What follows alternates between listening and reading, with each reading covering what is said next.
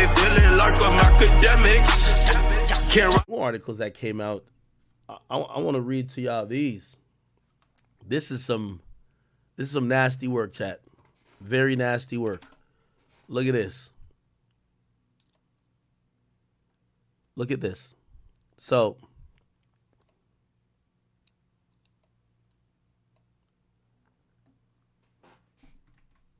look.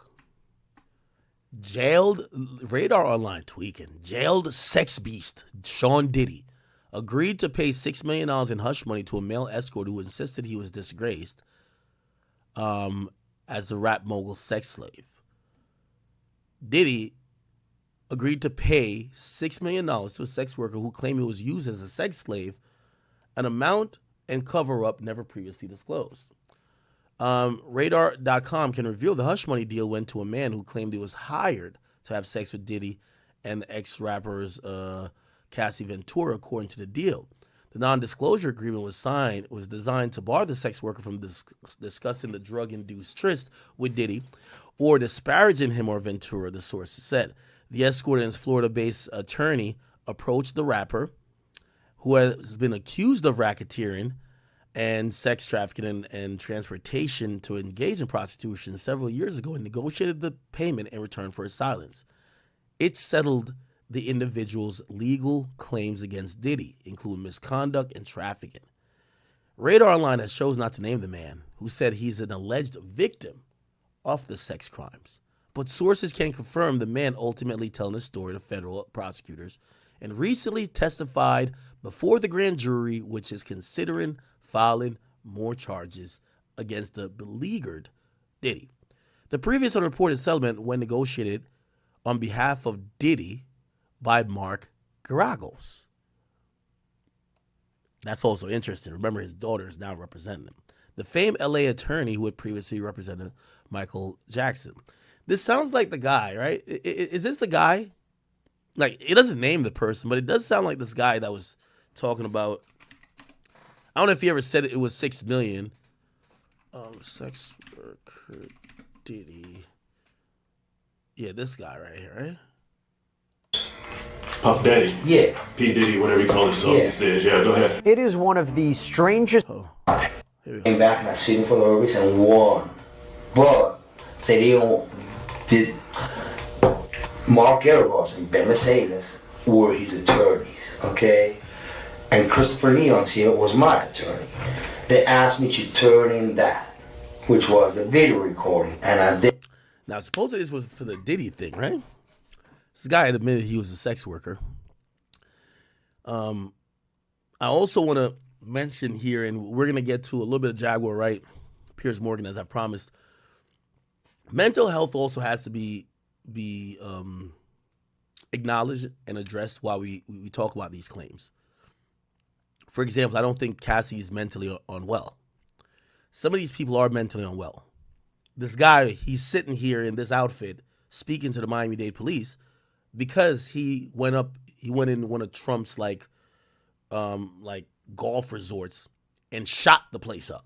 So we can't act like these are just people who are just like strolling into the police station like as a regular law-abiding citizen, like, hey, let me just tell you something about how Diddy had me sex working. Like these guys are. This guy's batshit crazy. You know what I mean? Like if we're analyzing this action of, interview with man who shot up Trump. I think it was Trump Doral. Jonathan Odie. Yeah, that's fine. Jonathan Odie. Let's see. Look. Here at noon, man accused of opening fire inside of Trump National Doral appearing again. We have to, and even with some of the Jaguar Wright stuff, we have to keep in mind what is the mental wellness of these people making these claims. And I'm not saying it invalidates anything they're saying, even if they might not be the most mentally fit person. But we got to push it in perspective. In court today, Jonathan Odie facing several charges. Police say he started yelling about the president, then fired shots in the hotel lobby. Local 10 News reporter Madeline Wright has been there. She was there when Odie faced a judge. What bond are you seeking? Because I don't think $20,000 is high enough. The judge raised Jonathan Odie's bond to $1 million for each count of attempted murder on a police officer.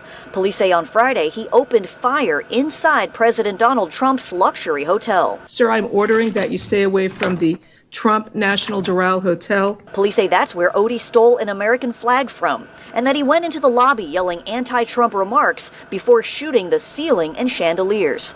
Police say he then got into a gun battle with responding officers who shot him in the legs, sending him to the hospital. There were more than, I believe, two uniformed officers, in addition to the unarmed security guard who threatened to kill as well. The 42-year-old is also charged with aggravated assault, burglary, criminal mischief, grand theft, and creating a false fire alarm. The last one he actually admitted to when his public defender tried to get the charge dismissed. I didn't see necessarily the alarm pushing, but that might have to push alarm. The nigga said, I did that. I did that. I did that shit. I did that shit. I don't know what y'all niggas talking about. I did that. Didn't see necessarily the alarm pushing, but that might have to push alarm. You know, sir, everything's being recorded. If you want to speak, it's fine. I'm happy to listen. Your attorney turned the microphone off, though. Probably a wise move. You looking at his attorney like, nigga, I might kill you next, nigga. The fuck you got going on? Because it's going to be long. Okay. By the way, here was the full video. This was the video of the shootout.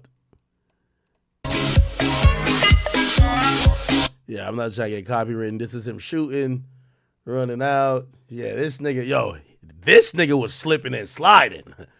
This nigga was scrambling and scraping. Yeah, he was slipping and sliding. He was scrambling and scraping. What the hell? Look at this shit. Look at this. Look at this. Boy, slipping and sliding, scrambling and scraping. Slipping on that baby oil. Okay, all right, anyway. And then here we go. Remember, this is 3 years ago. All right, so let me place. I think they're talking about Jonathan Odie in this thing. They have to be. Did he say 6 million though? Let's see. On the phone and on the TV with speakers and stuff, and I was like a sex slave, okay? For them, that's what I was. That's all right? I caught herpes, and I came back and I sued for the herpes and won. But they did Mark Garagos and Ben Mercedes were his. So he said he was a sex slave. So you know, he said he was a sex slave for Diddy, and he caught herpes during a freak off. So remember I told you, the police went up in Diddy's house, found 1,000 bottles of baby oil, but not one condom. Yeah, STDs must have been lit up in that bitch. You feel what I'm saying? So, you know what I mean? Listen, which, by the way, come on. If you're going to participate in something that a nigga's calling the freak off, you don't think you might need to get some protection, bruh? These attorneys, okay? And Christopher Leon's here was my attorney. They asked me to turn in that, which was the video recording, and I did so. They gave it back to me accidentally, and it's possible, I threw everything out, it's possible I can produce a copy. Gotcha. It's possible, I'm not sure. Now, how does this lead towards Donald Trump? Okay. The Mercedes family, Ben Mercedes, that works with Mark Garagos. Mark Garagos used to be Michael Jackson's attorney. Yeah, out in Los Angeles. Yeah. Yeah. He drugged Michael and they OD'd him, okay? He didn't overdose. They OD'd him because they keep the royalties of the music. Michael alone made $860 million alone last year, okay, in 2017, which who keeps that royalty?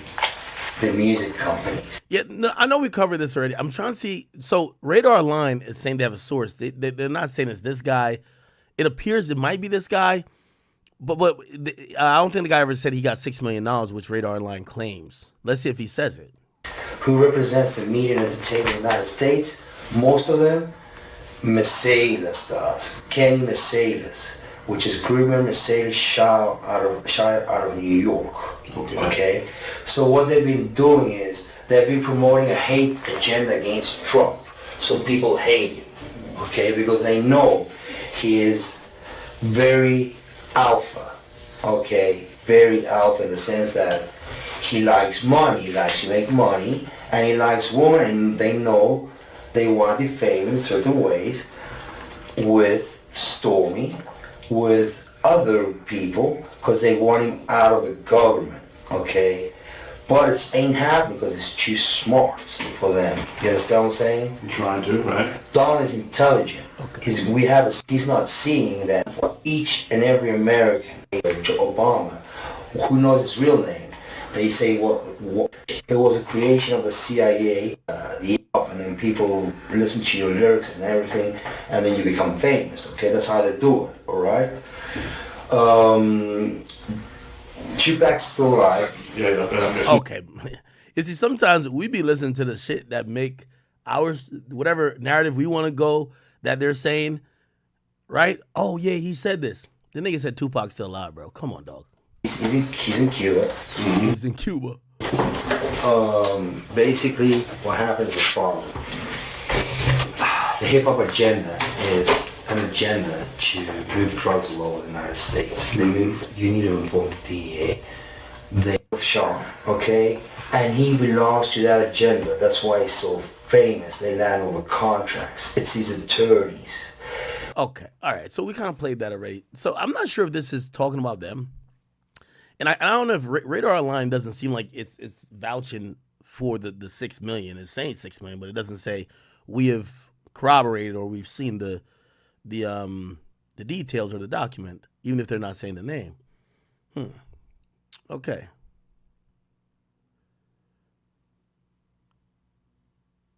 Okay. All right. So we hear about that $6 million thing. And then we hear about another thing. And this is from Radar Online. Right? Actually, I guess both are from Radar Online. Yeah, both are from Radar Online. It says 2 shameless A-list Diddy pals who once lived and partied with the disgraced mogul infected innocent women with herpes. Now, they don't name the people, but it said 2 of Diddy's pals had rigorous and unprotected sex with at least 3 women without disclosing they were stricken with the sexually transmitted disease herpes, leaving one so sick she was hospitalized. That was the bombshell finding of an exclusive Radar Online probe dismantling a tangled web of A-list sleazeballs connected to Combs, including one high-profile friend who even settled a $1 million lawsuit after infecting a sex partner with the incurable virus. The hitmaker, who is one of the jailed rapper's closest allies, at one point even lived with him, exposed an innocent victim to herpes around 2009, documents obtained by this website reveal. Both award-winning megastars have boasted about attending the Bad Boy Records founders' parties, which federal prosecutors and witnesses have said devolved into sex orgies or freak-offs at mansions or in hotel rooms guarded with heavy security. They also involved heavy drug use, gallons of alcohol, and large quantities of baby oil and lubricant, it has been alleged. As part of this investigation, Radar Online obtained 2 previously filed lawsuits, one between a British-born star who got his start in the music as a teenager and the other, a musician turned television famous face and his stylist. What? The celebrity was first exposed to herpes in 2009, legal papers showed. In a disgusting revelation contained documents of a greenish discharge once oozed from the performer's penis. What the fuck? Who at one point tried to calm his victim by telling doctors had labeled him an asymptomatic carrier. The male star later convinces his illicit lover an STD examination result was negative and the pair continued to engage in unprotected sex. Believing the celebrity statements that it had been nothing and cleared up, she continued the relationship. Their romps went without a hitch until 3 weeks after a passionate hookup when the victim, whose identity is being withheld, woke up feeling very sick with a fever of 100 degrees, chills, headaches, and aches and pains. She also developed lesions and blisters in her vagina and was so terrified she sought treatment at an urgent care hospital where a doctor promptly diagnosed her with herpes. According to the singer, whose pseudonym, Papa Bear, in their messages, posted a check covering the medical bills totaling $2,754.40. The legal complaint was filed at the Superior Court in LA, where the law requires a person who knows or should know that they are infected with genital herpes to avoid sexual contact with an uninfected person or to warn potential partners before sexual contact. In court, the hitmaker was accused of consciously and purposely withholding his diagnosis from the woman and continued to have unprotected sex. Let me see this. It says someone was called Papa Bear. Fuck is Papa Bear?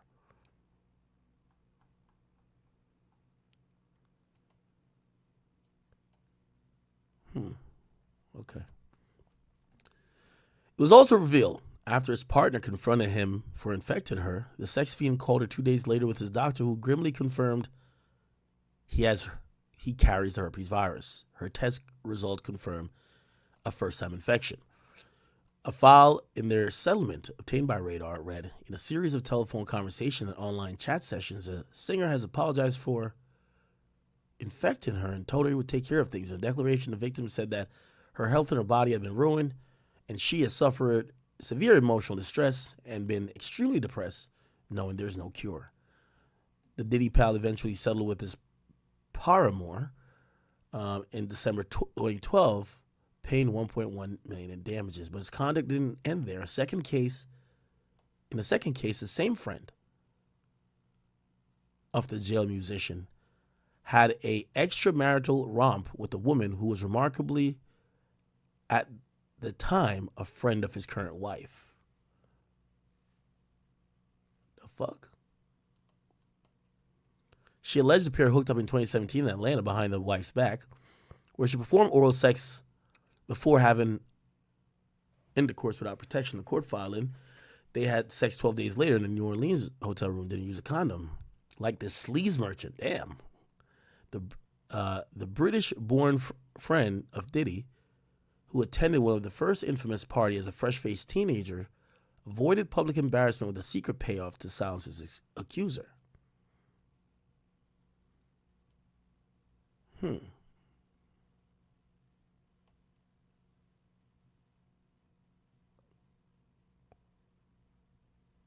Okay. I wonder who these people are. Somebody says Usher.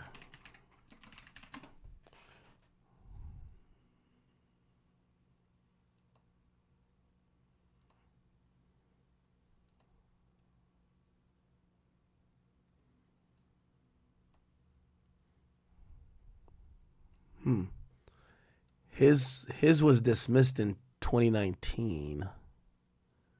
Did this say 2019? Guess we're playing a guessing game at this point, right?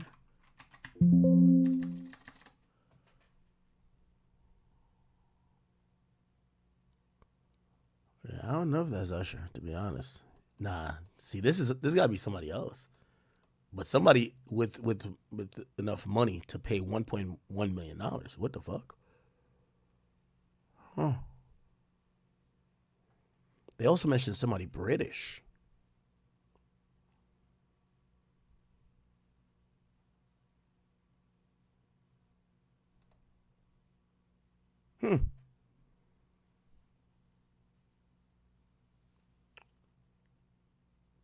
Interesting. Yeah, we don't know if it's Usher. Somebody said it was Russell Brand. Somebody said 21 Savage. Stop it, bro.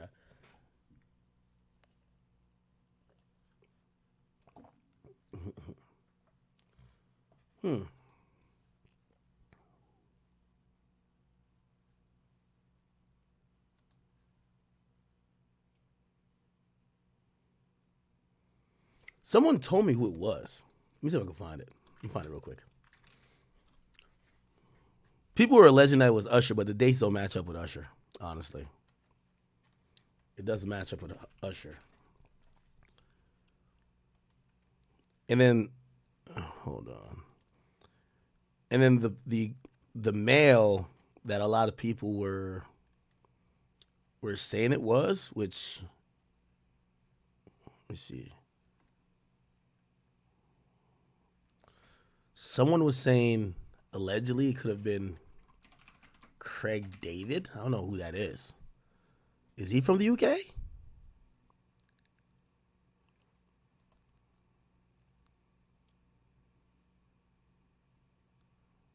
Nah, this don't make sense.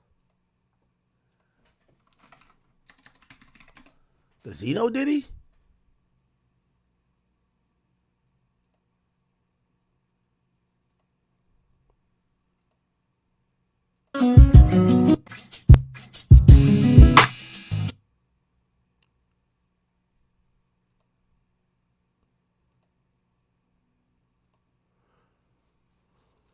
From declining a record deal to rival parties.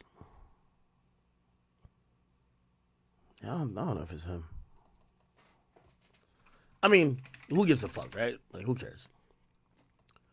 But at least we get to realize you go to a Diddy party, you probably caught some shit, bro.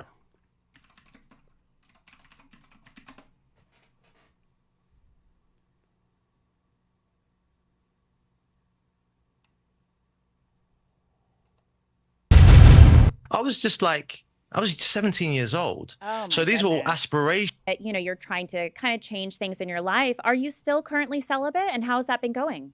When I did the first album, Born to Do It, I was 17 years old. Oh my so these were all goodness. aspirations. It's crazy, right? And I was Yeah. like, I just want to, what would it be like just to really just not even lock in for work, not to kind of like, oh, we're doing this for any reason, but what would it be like just not be, oh, okay.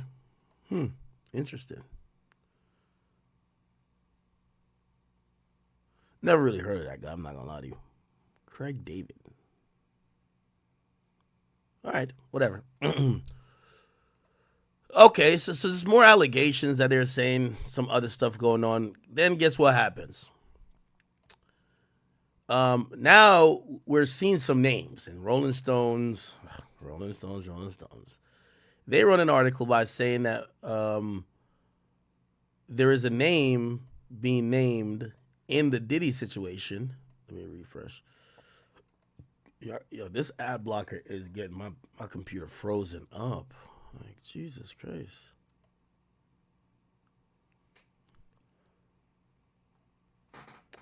I'll go to another site. Sean Combs Jodeci. Apparently there is a they basically named someone from Jodeci. Okay. In November, Sean was sued for allegedly R-wording Liza Gardner with singer-songwriter Aaron Hall when she was 16 in 1990. The lawsuit has now added Jodeci member Devonte Swing as a co-defendant. Now, here's the thing. So, basically, I think they were saying it was Aaron Hall and Diddy. But I think even this guy who's now being named Devonte Swing, I don't even think they claim she's done anything. I think they said that he allowed it to happen, or he watched, or some shit like that. An amended complaint filed by Gardner, and by the way, you could tell amended complaint means they probably went to Devonte Swing and said, "Yo, give us $100,000. We won't put your name in it." He probably said no, and they amended the original lawsuit to just include the nigga's name, right? Like, Jesus Christ. In the amended complaint filed by Liza Gardner's attorneys and obtained by Rolling Stone, it says that Swing, born Donald DeGrot, was present during the assault. According to the magazine, the complaint reads, unbeknownst to Miss Gardner at the time, defendant Swing was in the room when this assault took place and did not take any steps to prevent the abuse from occurring. What? So that's odd. Like, it doesn't say he took part, but he was in the room and he didn't stop it. In May, a woman submitted a sworn statement in the case claiming she was a fellow minor with Garner that night and saw Swing leaning against the wall or furniture or something, watching whatever Puff was doing. In a new filing, she alleges Swing was 20 or 21 years at the time. He's accused of aiding and abetting the alleged abuse. So he's not accused of doing anything. He's accused of allowing this to happen without putting a stop to it. Wow. Oh, okay. Oh, never mind. So this is more detail here. He served as Gardner's co-guardian at the time because he invited her on the trip to the New York area with a group of her friends. They were staying with him in New Jersey at a house allegedly subsidized by Jodeci's label at that time. The MCA subsidiary Uptown Records, where Combs was working as an A&R executive. The lawsuit claims Swing had a duty to protect the child as her parents entrusted him with her safety. He trafficked and or coerced the child to travel across state lines from North Carolina to New Jersey, to New York, New Jersey, with the hidden intention of providing the child with alcohol and marijuana and prostituting the child to his A&R Combs. Swing is now one of the lawsuit's defendants in cause of action alleging negligent infliction of emotional distress and the violation of the Mann Act, which includes a claim for transportation of a minor with intent to engage in illegal sexual activity. Okay. So they've added someone else to it. Okay. This Diddy stuff keeps going further and further, don't it? Okay. I think we did I read this before? Yeah, I didn't bother. I did have the document. I didn't bother pulling it up, though. Yeah, all right. I think that's enough on Diddy for today. Oh, the last thing is his health. So apparently Diddy showed up and he was looking emaciated. He was looking very skinny. He was looking meager. He was looking like he lost a few pounds. And that prompted people to speculate, is the boy eating in jail or is he starving himself? And some people have came to the conclusion to say, well, actually his team has denied that it's because of him being locked up. They're claiming he lost weight before his arrest, okay?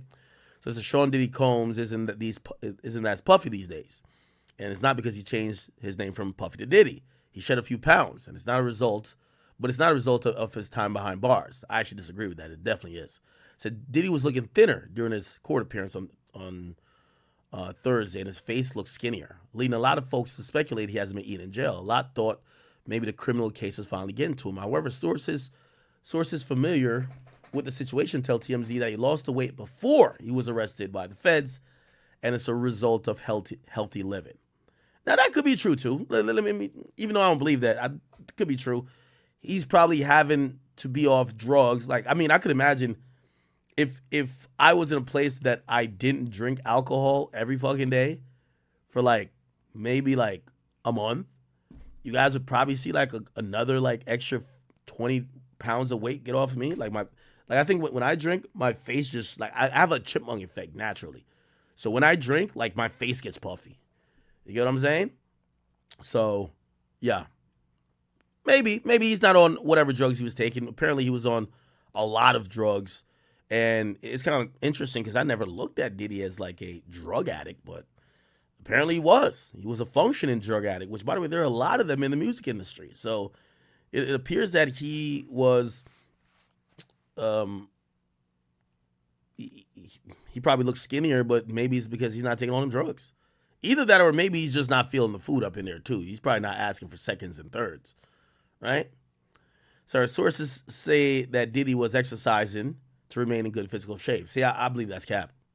I think it's either two things: the drugs, the stress, but it's definitely not just, Frankly, photos from just before Diddy's arrest in New York do appear to show signs of weight loss.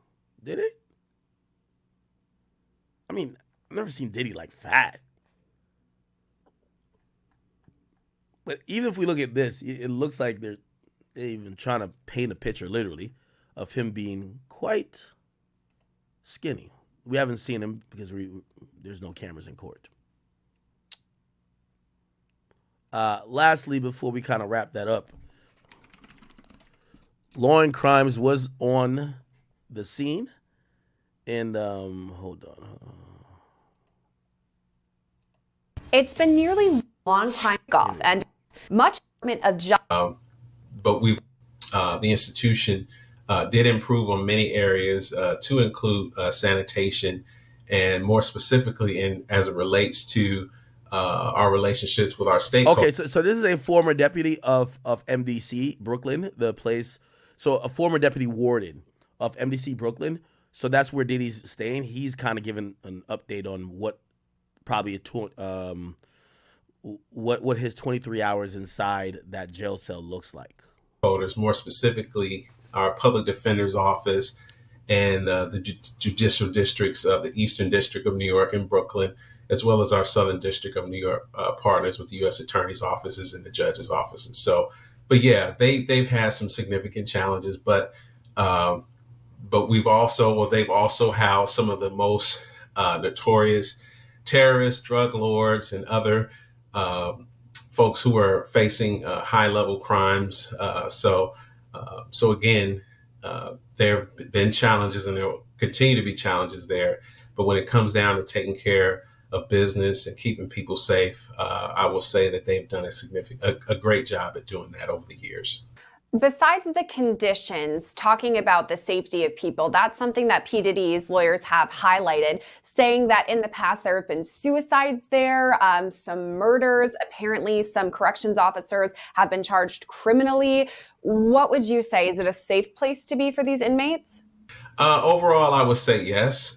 Throughout the history of corrections and jail operations, there have been suicides and homicides. I will say, as a deputy warden there, I did experience inmate suicide while I was there as acting. Probably, I'm not sure if he has any prior criminal history or any other periods of time incarcerated, which means his movements is restricted, and you go from very large mansions where you have staff and personal chefs and people who work for you are there available to you to get you all the things that you want and desire and need on a day-to-day basis, and then all of a sudden now your movements are restricted, and you're placed in a 6'8" by 8 feet cell, and you're probably going to be secure in that cell 23 hours a day. And then when you do move out, whether it's for medical treatment or recreation time, he's probably going to have 3 staff members with him, and he'll be in handcuffs. So the sheer shock of being in that predicament, and then the charges that he's facing, that could have taken a quick mental toll on him.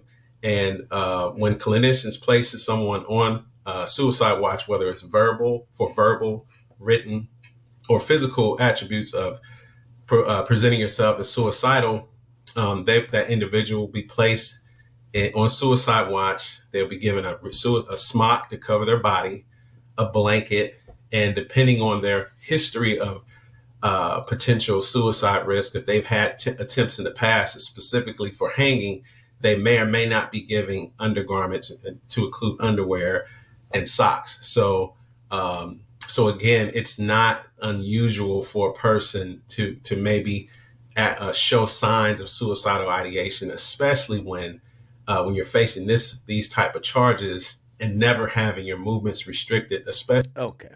All right. Really, the video I wanted to play was the update. They were outside court, which, by the way, I ain't gonna lie, Law and Crimes, they be doing a fantastic job. Let me see if I could go show y'all that. Where was it?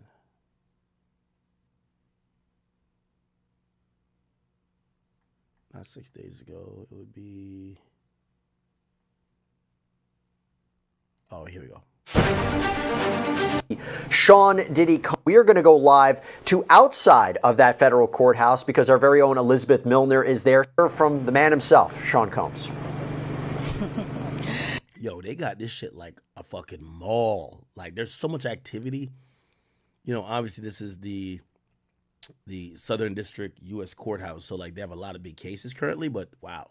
Yeah, Jesse, it was pretty interesting because I think, we have seen many photos, videos of Sean Combs, aka Diddy, through the Associated Press, through Instagram. And so to see him kind of in person after being in jail for 3 weeks now was pretty interesting, to say the least. And I say that by being that you would expect him to feel a little defeated, a little gaunt, anything like that. But it wasn't that case. He appeared confident. He stood tall. But most importantly and most notably, when he walked inside the courtroom, the first thing that he looked at was his family. As soon as he saw his family, he just lit up. Another thing to note, too, is he wasn't shackled, but he was wearing a khaki prison-like jumpsuit when he appeared inside court, and his family appeared on their end very just happy to see him. Now, I will say, when I was inside the courtroom, I was a little bit towards the back right side of the gallery, and so for seeing Sean Combs, I had to look through a few heads and stuff like that, but again, he appeared just kind of confident walking inside that courtroom, and it might have just been the look that his family was there. So let me kind of paint a picture for you as well, too. His mother arrived a little bit before 1 p.m. Eastern time today, and then whenever his children actually came into the courtroom or the courthouse actually kind of got silent. It was pretty interesting to see that as well, too. So as far as who was sitting by who, you had Janice Combs, who sat by Justin, then it was followed by Chance, the twins, Jesse and Delilah, Quincy, and then Christian Combs, aka King. And so again, once they all saw their father, they all smiled at him, waved at him. And even when we were all leaving the courthouse today, Diddy just blew kisses at his mother and his family members. They didn't say much of anything. I wasn't outside when they had first entered the courthouse, so I'm not sure if they said anything to the press. Previously, they had been very quiet whenever they had entered the courtroom, so I assume it'll be kind of like that as well, too. But it was interesting as well that a lot of the arguments kind of based around the data that was recovered and seized from the homes. So while a lot of us were kind of expecting there to be arguments about the bail or the bond, that really didn't happen. And the judge ordered that the defendant, Sean Combs, stay inside the MDNC, which we know the Metropolitan Detention Center in Brooklyn, New York. And so as far as what we know now is that we know May 5th is going to be the date, tentatively, that the trial does begin. So we have a lot of stuff that we're expecting to see. But kind of going back to a little bit of the evidence there. Now, I'm looking through this notebook right here, mainly because we're not allowed to have electronic equipment when we're inside that courtroom. So all of this was handwritten notes. So just kind of going over just some of the things that were happening inside that courtroom. I'm sure you have already talked about it there, as far as just all the data that prosecutors and now have in connection to the case. So 96 electronic devices were seized across 3 different locations. That included Diddy's Miami home, his LA mansion, as well as all the devices that were seized whenever he went to the airport. Because as we all remember... By the way, I see some people were like, there were VHS tapes. And I'm like, bro, if a nigga got a whack off, have y'all ever y'all used to have a VHS player back in the day, man. Rewinding that bitch take a while, nigga. Sometimes it's not chaptered out. You can't go to chapters. You can't just move the mouse and go from 48 minutes to 3 minutes. So if Diddy was that committed to keeping all this type of data or these videos from the 90s or whatever he was having them freak offs, he would just put it even if we put it on a DVD, or nigga just get it into digital video format. Turn it into a .mov or a .mp4. What the fuck? You're not going to just be walking around oh shit. Remember that one time I had that motherfucking freak off with, I don't know who he was dating back then. Nah, nigga, I would think he would at least have them transcribed or something. When the search warrants were happening, he was actually boarding a flight with his twin daughter. Somebody said a VHS tape unhackable. But bruh, I don't know how y'all niggas watch porn now. Nigga, I be having 96 tabs open, nigga. You can't have 96 VHS tapes going, nigga. That's what I'm saying. We modern now. So that's why I would be thinking he would get the old footage just put into new formats that, daughters, and you don't want to have a bunch of VHS tapes. Come on, bro. Including, and I believe Chance was there as well too, his 18-year-old daughter now, when they were the search warrants were happening and Diddy was caught up at the airport, they did seize different devices that time as well too. And so the data mainly still has to be extracted. Now the government was kind of talking about just some of the devices are a little bit older, so the government in turn is kind of catching up to the technology there. But they say at the airport they seized 9 different devices. 7 of those have been extracted so far. At Miami, 36 different devices were seized, 29 were extracted, and in LA, 51 devices were seized, 24 have been extracted, They say the 8 terabytes of data, that information could come about in the next 2 weeks or so, and they're working on the production, another production of the subpoena returns. And so the defense pretty much didn't object to too much inside the courtroom today. Agnifilo also appeared kind of confident during his arguments. I know a lot of people were kind of expecting for the bail or bond argument to be happening, but that didn't happen, and it appeared that the defense kind of, I'm trying to find the right word here, but they were pretty much complying with all the prosecution's arguments and plan to kind of have everything all good and set to go by May. Now, by the time the end of the year is to happen, I forgot one big turn right here. They did mention that a potential superseding indictment could come. Now, obviously that hasn't happened yet, but the investigation is still ongoing. And so, we don't know a lot of information as far as what that could look like, but it appears that we could expect more charges to come later on, potentially by the end of the year. That is what we've been echoing a lot, that we wouldn't be surprised if there's a superseding indictment, and I don't know. I don't think that May date is going to stick if he's hit with additional charges. That's just my guess. Elizabeth Milner, thank you so much. Great reporting, and happy you got a chance to be in that courtroom and also lay out the scene for us as well. Really appreciate it. Thanks. Good seeing you. Thanks, Jesse. All right, so now we're going to break it down. Okay. All right, good. We're kind of off of that, but we're kind of sidestepping slightly.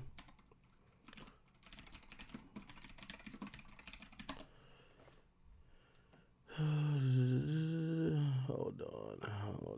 Let me see.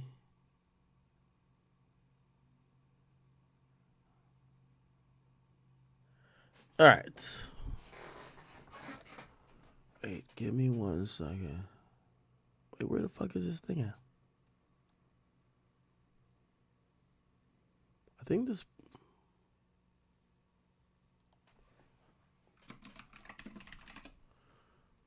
this person's page is like...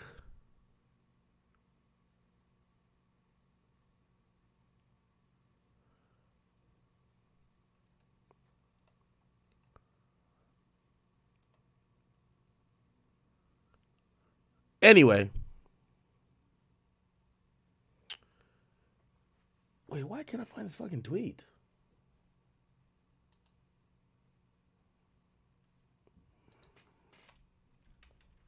All right, I have to send myself a tweet. Chad, I ain't gonna lie, man. The industry right now is in shambles. There's a lot of shit going on. It's gonna be up to us. Well, not really up to us, but a lot of these things aren't. There might be frivolous cases that come out of it, but we're not gonna see everybody get indicted this and third. So it's kind of up to you. It's like, do you believe some of this shit, or do you think some of this shit is just cloud chasing or money chasing? While we get into some of the JayZ stuff, we're not gonna do too much. We're gonna kind of talk about the Jaguar Wright stuff, or the Jaguar Wright Piers Morgan situation that kind of mentioned JayZ. Liz Crokin, okay, this Caucasian woman right here, she says in 2011, I was the reporter. JayZ's alleged mistress, Kathy White, was going to do an interview with and go public with her story. A few days later, she was found dead. I've said for years I believe she was murdered and JayZ was involved. Watch my episode here. Let's see this. To me on the record, which implied to me, obviously, that if she was willing to tell her story about JayZ, that it was indeed true that she was having an affair with him. So that was pretty much it. That was the last time that I talked to her, and I was, under the impression that she was very strongly considering talking